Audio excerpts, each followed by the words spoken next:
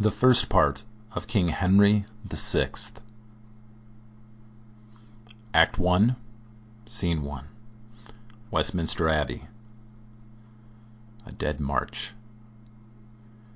Enter the funeral of King Henry V, attended on by Duke of Bedford, region of France, the Duke of Gloucester, Protector, the Duke of Exeter, the Earl of Warwick, the Bishop of Winchester, heralds. Duke of Bedford.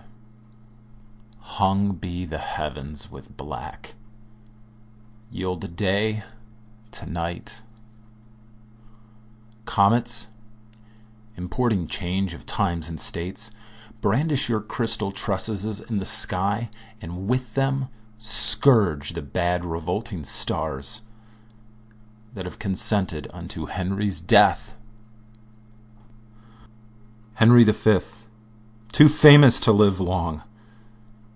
England ne'er lost a king of so much worth. Duke of Gloucester. England ne'er had a king until his time. Virtue he had, deserving to command. His brandished sword did blind men with his beams.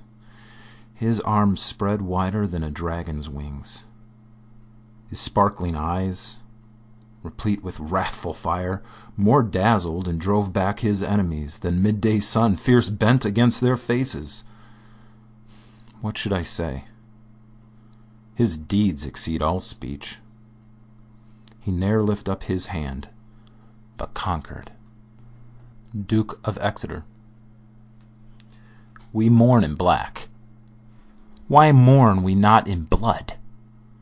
Henry is dead, and never shall revive. Upon a wooden coffin we attend, and death's dishonorable victory we with our stately presence glorify, like captives bound to a triumphant car. What? Shall we curse the planets of mishap that plotted thus our glory's overthrow? Or shall we thank the subtle-witted French conjurers and sorcerers that, afraid of him, by magic verses have contrived his end? Bishop of Winchester. He was a king blessed of the King of Kings. Unto the French the dreadful judgment day, so dreadful, will not be as was his sight. The battles of the Lord of hosts he fought. The church's prayers made him so prosperous. Duke of Gloucester.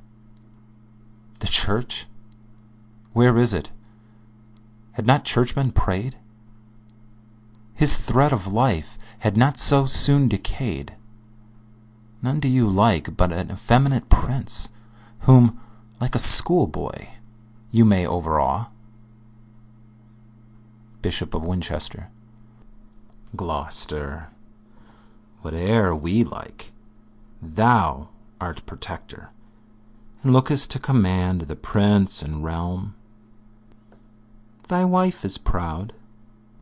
She holdeth thee in awe, more than God or religious churchmen may.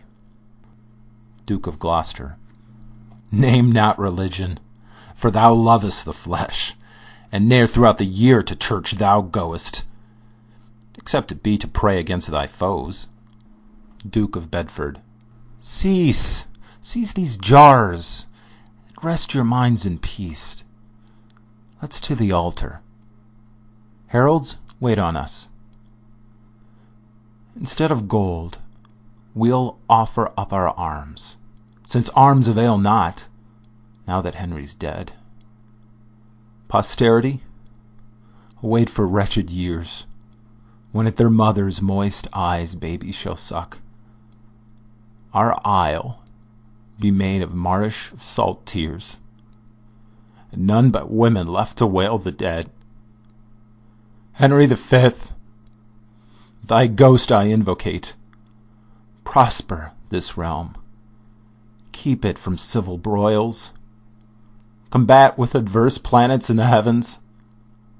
a far more glorious star thy soul will make than Julius Caesar or bright. Enter a messenger. Messenger. My honorable lords, health to you all. Sad tidings bring I to you out of France, of loss, of slaughter, and discomfiture. Gien, Champagne, Reims, Rouen, Orléans, Paris, Gisors, Poitiers, are all quite lost. Duke of Bedford. What sayest thou, man? Before dead Henry's course? Speak softly, or the loss of those great towns will make him burst his lead and rise from death. Duke of Gloucester. Is Paris lost? Is Rouen yielded up? If Henry were recalled to life again, these news would cause him once more yield the ghost. Duke of Exeter. How were they lost?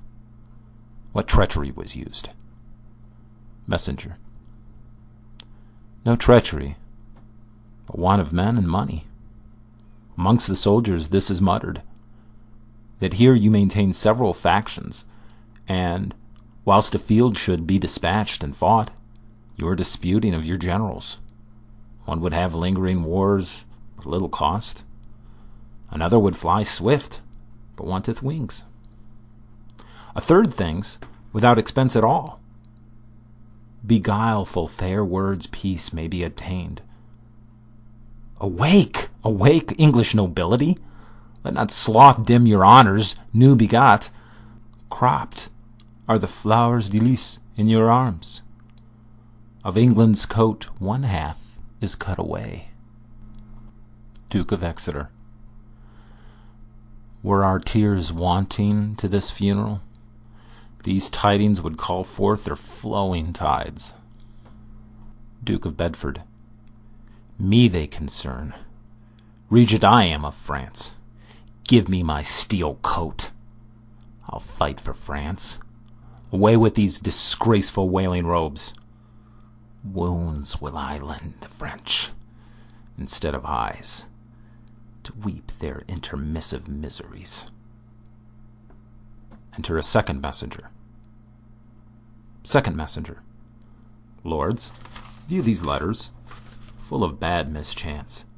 France is revolted from the English quite, except some petty towns of no import. The Dauphin Charles is crowned king in Reims. The bastard of Orleans with him is joined. Rainier, Duke of Anjou, doth take his part. The Duke of Alençon flieth to his side. Duke of Exeter. The Dauphin, crowned king. All fly to him. Oh, whither shall we fly from this reproach? Duke of Gloucester. We will not fly, but to our enemies' throats. Bedford, if thou be slack, I'll fight it out. Duke of Bedford.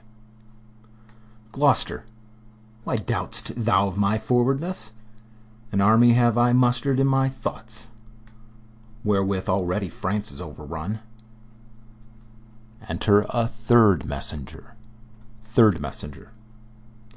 My gracious lords, wherewith you now bedew King Henry's hearse, I must inform you of a dismal fight betwixt the stout Lord Talbot and the French.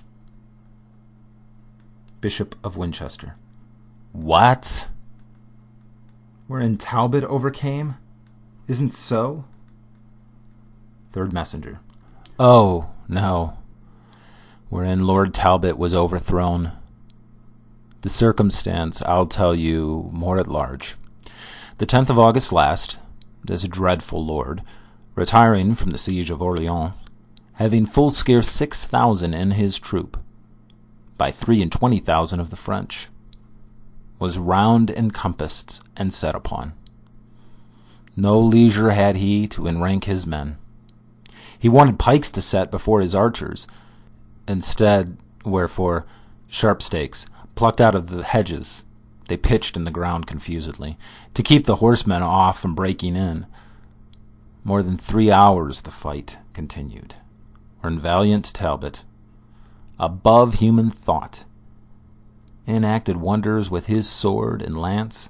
Hundreds he sent to hell, and none durst stand him. Here, there, and everywhere, enraged he flew. The French exclaimed, "The devil was in arms!" All the whole army stood agazed on him. His soldiers, spying his undaunted spirit, "A Talbot! A Talbot!" cried out amain, and rushed into the bowels of the battle. Here had the conquest fully been sealed up, if Sir John Falstaff had not played the coward. He, being in the vanward, placed behind, with purpose to relieve and follow them, cowardly fled, not having struck one stroke. Hence grew the general's wrack and massacre. Enclosed were they with their enemies. A base Walloon, to win the Dauphin's grace, thrust Talbot with a spear into the back, whom all France, with their chief assembled strength, durst not presume to look once in the face. Duke of Bedford. Is Talbot slain? Then I will slay myself, for living idly here in pomp and case, while such a worthy leader, wanting aid, unto his dastard foeman is betrayed. Third messenger. Oh, no, he lives, but is took prisoner, and Lord Scales with him, and Lord Hungerford. Most of the rest slaughtered or took likewise. Duke of Bedford. His ransom there is none, but I shall pay. I'll hale the Dauphin headlong from his throne. His crown shall be the ransom of my friend. 4 of their lords I'll change for one of ours. Farewell, my masters, to my task will I. Bonfires in France forthwith I am to make, to keep our great St. George's feast withal. 10,000 soldiers with me I will take, whose bloody deeds shall make all of Europe quake. Third messenger. So you had need, for Orleans is besieged. The English army is grown weak and faint. The Earl of Salisbury craveth supply, and hardly keeps his men from mutiny, since they, so few, watch such a multitude. Duke of Exeter. Remember, lords, your oaths to Henry sworn, either to quell the Dauphin utterly, or bring him in obedience to your yoke. Duke of Bedford. I do remember it, and here take my leave, to go about my preparation. Exit. Duke of Gloucester. I'll to the Tower, with all the haste I can, to view the artillery and munition, and then I will proclaim young Henry king. Exit. Duke of Exeter. To Eltham will I, where the young king is, being ordained his special governor, and for his safety there I best devise. Exit. Bishop of Winchester. Each hath his place and function to attend. I am left out. For me nothing remains.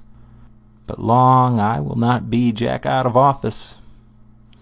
The king from Eltham I intend to steal, and sit at chiefest stern of public weal.